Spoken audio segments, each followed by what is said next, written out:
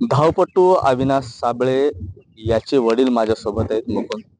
मुकुंद सात साहेबराव काबळे. 7 तारखेला आता फायनल आहे. काय अपेक्षा आहेत अविनाशकडनं तुम्हाला? आम्हाला भरपूर अपेक्षा आहेत. ते एवढं त्यांनी कष्ट केलेले आजपर्यंत एवढी मेहनत केली की आज 5-6 वर्ष मेहनत करतो. अख्खी मेहनत म्हणजे रात्र दिवस तो पुरेपूर मेहनत करतो. आम्हाला वाटतं देशाला त्यांनी हे वेळेस सुवर्ण पदक देऊन त्यांनी एक बाजी मारावा आमची भरपूर एवढी इच्छा आहे. कसं किती वाजता उठायचा अविनाश साधारणतः? कसा अभ्यास तुम्ही त्याचा घ्यायचे? कसा संघर्ष राहिला त्याच्या जीवनातला? आता इथं पहिलं एक तर त्याला टाइम म्हणजे 4 वाजता उठणार, 3ला उठणार, इकडे रात्रीच्या 10 वाजल्या तरी अभ्यासच करणार. सगळं म्हणजे जे प्रॅक्टिसचं त्याचं सगळं काही जीवन सगळं खेळाचं सगळं अभ्यासाचं एकदम टाइमशीर पार पाडायचं सगळं काही. अशात कधी आला होता गावाकडे तो? कधी भेट झाली तुमची शेवटची? आता दिवाळीला 2 दिवस फक्त गावात आलतो. 2 दिवस दिवाळी आला तर मला नाना जागा जमणार नाही, माझी प्रॅक्टिस चालू असती, मला देशासाठी हे पुढले स्पर्धा करायच्यात, मला इथं थांबा वेळच नाही, थांबणार नाही म्हणलं मी.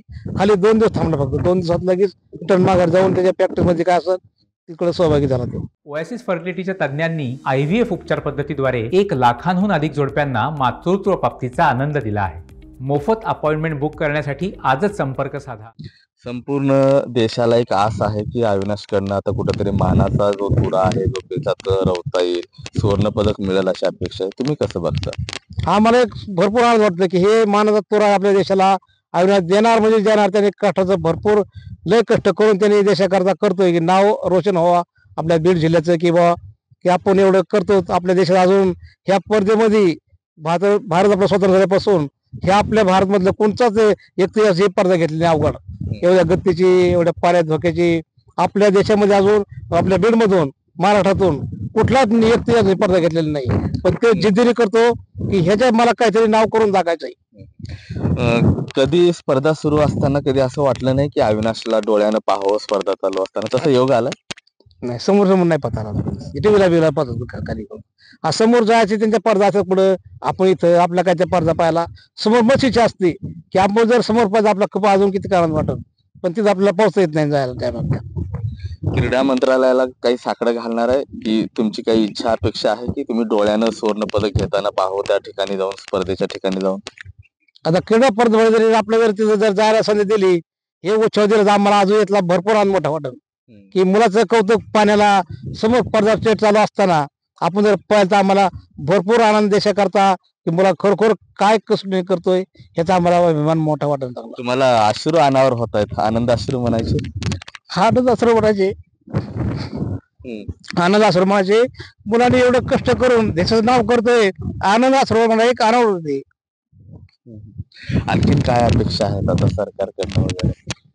आता सरकारने याचा विचार केला पाहिजे. गरीब कुटुंबाचा मुलगा आहे याच्यासाठी काय काय करायला पाहिजे, काय सहकार्य द्यावा आणि त्याचे काय इच्छा असेल त्याला सहकार्य सरकार शासनाने नक्की 100% जरूर करावा. मग आता टीव्ही वरती बसून पाहणार जर योग जर सरकारनं जर योग आणून दिला नाही टीव्ही वरती पाहणार मॅच? आता टीव्हीवर मॅच पाहावं लागेल शेवटी. योग जर आणून दिले शासनाचे आपले पोहोचण्याचे आपल्या कोत नाही जाण्यासारखी समजा तर आपल्या घरी बसून टीव्ही पाहावं लागणार आहे ना. आणि आपल्या अपेक्षा आहे बाबा ते जर समोर जर पाहायला आपलं भाग्य काय असेल आपल्या डोळ्या जर समोर पाहिली तर आपला आणखीन आनंद यायलाच वाटत मुलासाठी. ज्या शेतामध्ये मी उभा आहे या शेतामध्ये काबाड कष्ट करून त्यांनी अविनाशला मोठे केलं आणि याच परिसरामध्ये अविनाश धावण्याचा सराव करायचा आणि आज देशासाठी तो एक वेगळ्या एक व्यक्तिमत्व, आदर्श व्यक्तिमत्व ठरलेला आहे. प्रयत्न केला, वडिलांना अश्रू अनावर झाले.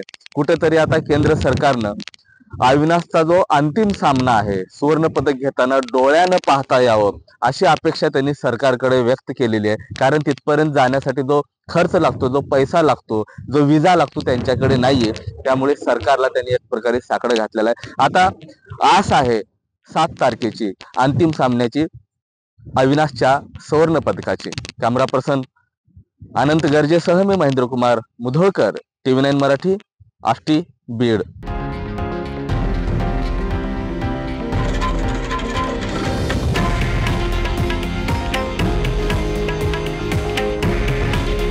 हे आहे देशातील नंबर 1 न्यूज नेटवर्क आणि आपण पाहत आहात TV9 मराठी. काळजी तुमची, हित महाराष्ट्राचं.